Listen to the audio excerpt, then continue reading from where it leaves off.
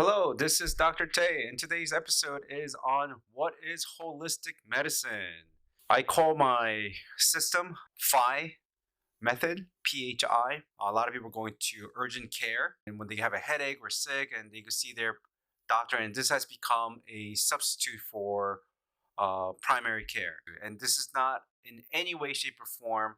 I'm not putting down on any of these facilities. In fact, they're so necessary. When my wife had a pneumonia, she was able to go and get x-rays and get prescribed antibiotics, and she got better. And that's urgent care, right? However, a lot of the patients that comes to my office is because they want a holistic solution, which means they don't want to be prescribed medication.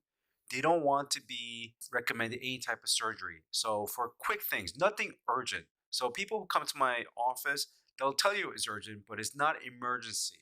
Like things like back pain, neck pain, they woke up the wrong way, they have lingering colds or flu that is not going away. So things like that. And oftentimes, holistic medicine practiced by medical doctors, and the bad connotation association that people have or misconceived notion is that holistic medicine is not simply, and I say this very fictitiously, is not blood work and vitamins, because holistic means that you're treating the whole person, and taking blood work and giving prescribing vitamins is not really going to fix their back pain or things of that sort. So it's very limited.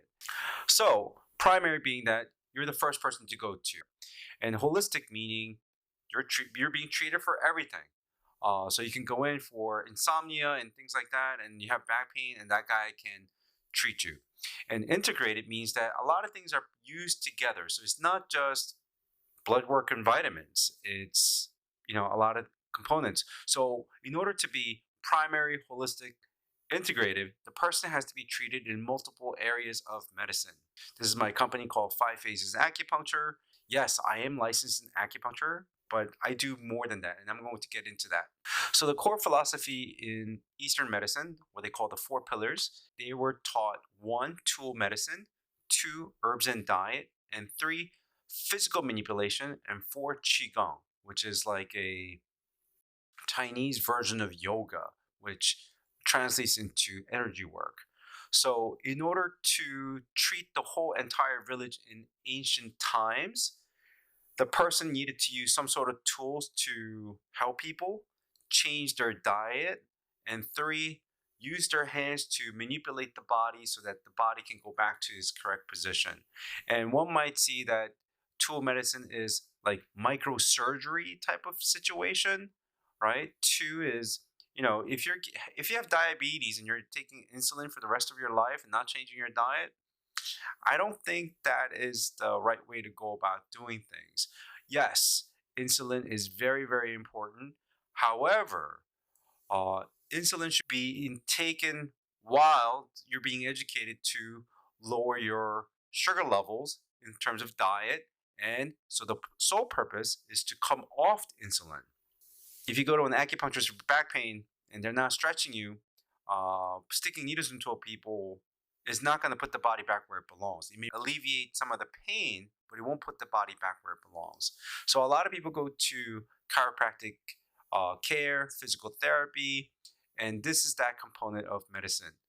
Qigong, one might say it's a ancient version of physical therapy where somebody teaches you how to stand correctly, how to do exercises like squats. People practice Tai Chi, and if you're an elderly or a senior person practicing Tai Chi, you have a way of not falling from situations and hurting yourself. So this is like the basic model of ancient medicine practiced for thousands of years. And this is the holistic approach that someone has to be trained in multiple avenues of medicine to practice this. That's the way I was taught to treat patients outside of school, that I learned from teachers. I was taught how to do acupuncture and herbs, but practice myself how to do qigong in school. Physical manipulation was an option, but the way my teachers have taught me outside of school is that all of these things were one component. And that's why I call it primary holistic integrative approach. From the ancient perspective, they deal with this concept, what they call chi. And chi is, there's so many definitions of the word chi, ranging from energy, philosophical understandings of chi. But in the etymological perspective, chi is simply rice in a pot with steam that is rising. And that's what chi means. Something that is transformative, it is warming, it is nutritive, and each category describes the concept of chi very differently from one another. The holistic view is that they use what they call the five phases, and water makes the wood grow, wood makes the fire grow, the fire produces the ashes in the earth, and then over a long period of time, it creates the heavy stuff to go on the bottom, the lighter stuff to go on top, and we see that with the mountain where the iron ore is inside the mountains and the ice, the lighter stuff, is at the top of the mountain. And one might say this is an ancient understanding of the second laws of thermodynamics, where energy is never created nor destroyed, is always transforming one to another. And this view was put onto the health and associated with the organs.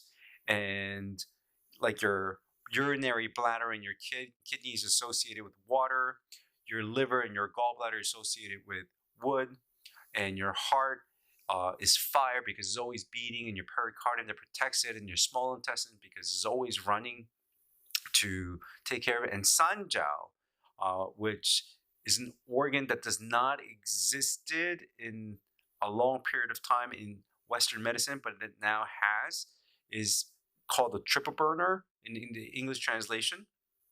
The recent discovery of how cancer travels through the body is through what they call the interstitium, which is a recent discovery in biosciences. And the Chinese knew about the interstitium, or what they call the sanjiao, for a very long period of time.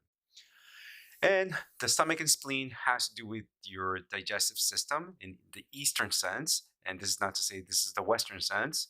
And the metal of the lung and large intestine. If you look at the lungs, it looks like the mountains because it's got two peaks. And inside the earth, the large intestine has the ability to separate the turbid and the clear.